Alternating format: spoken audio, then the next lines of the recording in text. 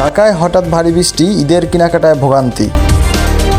রাজধানীর ঢাকায় ১৩ মার্চ রাত প্রায় ৮টার দিকে হঠাৎ করে ভারী বৃষ্টিপাত শুরু হয়। প্রায় ২ ঘন্টা ধরে টানা বৃষ্টি ও বিদ্যুৎ চমকানোর কারণে নগর জীবন কিছুটা বিধ্বস্ত হয়ে পড়ে। তো এই বৃষ্টিতে রাজধানীর বিভিন্ন এলাকার মানুষের চলাফেরার দুর্ভোগ দেখা দেয়। বিশেষ করে ঈদের কেনাকাটার জন্য অনেক মানুষ বসুন্ধরা শপিং মহলে ভিড় করেছিলেন, কিন্তু বৃষ্টির কারণে তাদের বাইরে বের হতে বেশ সমস্যায় পড়তে হয়।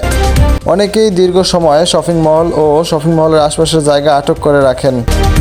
বৃষ্টি থেমে যাওয়ার পরে একসাথে অনেক মানুষ বের হওয়ার চেষ্টা করলে কিছুটা ধাক্কাধাক্কি পরিস্থিতি তৈরি হয়। এতে কয়েকজন সামান্য আহত হলেও বড় ধরনের কোনো ক্ষয়ক্ষতির খবর পাওয়া যায়নি। এদিকে বৃষ্টির কারণে ফুটপাতে বসা অনেক অস্থায়ী দোকানপাট বন্ধ রাখতে হয়, ফলে পথচারী ও ক্রেতাদের কেনাকাটায় বিঘ্ন ঘটে।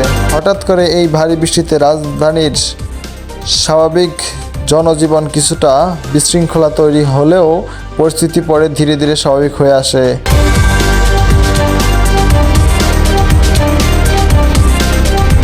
কাউসার হাসান, কাউসার, ঢাকা নিউজ, ঢাকা।